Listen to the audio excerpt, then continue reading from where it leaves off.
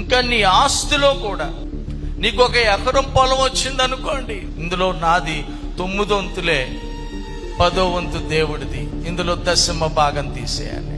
దేవుణ్ణి ఎవరు మోసం చేయకూడదు.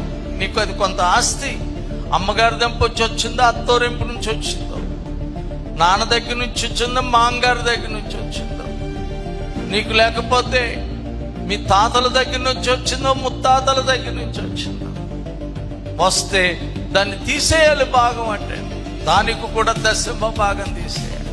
ఇదో కొత్త కాన్సెప్ట్. దీని ప్రకారం ఏంటంటే, ఇప్పుడు ఎవరైనా పెళ్లి చేసుకున్నాడు, వాడికి కట్నం చదివిచ్చారు, ఆ కట్నంలో 10% పాస్ట్, ఇటు తోడు పెళ్లి కొడుకు అనమాట. వీడు ఏదొచ్చినా సరే తాత ముత్తాతల నుంచి ఆస్తి వచ్చింది, 1 ఎకరం పొలం వచ్చింది, అందుట్లో 10 సెంట్లు పాస్టర్ గడికి. అంటే స్లీపింగ్ పార్ట్నర్ అంటారు కదా, స్లీపర్ సెల్స్ లాగా వీళ్ళు స్లీపింగ్ పార్ట్నర్స్ అనమాట ఆస్తిలో.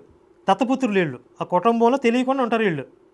కాబట్టి ఆస్తిలో వాటా, సంపాదనలో వాటా, కుటుంబంలో ఎంతమంది ఉంటే అంతమందికి కవర్లు, పెంపుడు జంతువులు ఉంటే వాటికి కూడా కవర్లు, ఆదివారం కానుకలు, ఇంటికి వస్తే ప్రత్యేక కానుకలు, స్పెషల్ కూడికలు.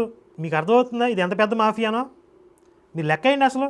ఈ రకంగా వీళ్ళ కానుకలు, దశంభాగాలు, ఆస్తిలో వాటాలో ప్రతి వ్యక్తికి ఒక కవరో, ఇవన్నీ లెక్కేసుకుంటూ పోండి. ఒక చర్చిలో 100 మంది ఉంటే వాడికి ఎంత సంపాదన ఉండదో ఒక పాస్టర్ గడికి. అందుకే కదా క్రిమినల్స్ అందరూ పాస్టర్లు ఎందుకు అవుతున్నారు? అసలు ఒంటి మీద చొక్కా నలగకుండా, చెమట పట్టకుండా, వాడు క్రిమినల్ అయితే, గ్యాంగ్స్టర్ అయితే ఎంత సంపాదిస్తున్నాడు, దానికి 10 రెట్లు 100 రెట్లు పాస్టర్ సంపాదిస్తున్నాడు. ఇంకా వాడు క్రిమినల్గా ఉండాల్సిన అవసరం ఏముంది? ఏదో క్రైమ్లో దొరికి జైలుకి పోవాల్సిన అవసరం ఏముంది?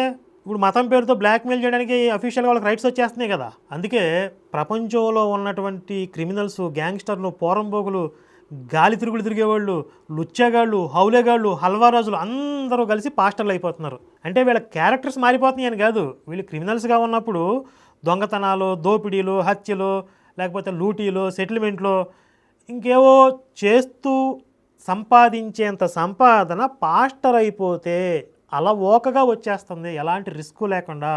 కాబట్టి ఈ ప్రొఫెషన్ నుంచి ఆ ప్రొఫెషన్లోకి షిఫ్ట్ అవుతున్నారు. ప్రొఫెషన్ షిఫ్టింగ్, క్యారెక్టర్ షిఫ్టింగ్ కాదమ్మా. అంటే సినిమాలో ఎవరో చెప్తారు కదా, క్యారెక్టర్ కొత్తగా ఉందని ట్రై చేసా, లోపల ఒరిజినల్ అలాగే ఉందంటాడు.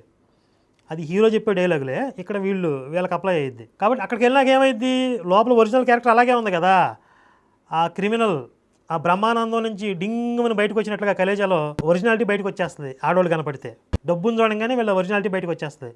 అక్కడికి వెళ్ళి వీళ్ళు బ్లాక్మెయిలింగ్, దందాలు, సెటిల్మెంట్లు మొదలు పెడతారు. అది జరుగుతుంది ఇక్కడ చర్చిల్లో. ఆధ్యాత్మికత అనేది మీరు వెతకాలి అంటే కనుక నేతి బీరకాయలో నెయ్యిని వెతకడం లాంటిదే, పులిహోరలో పులిని వెతకడం లాంటిదే.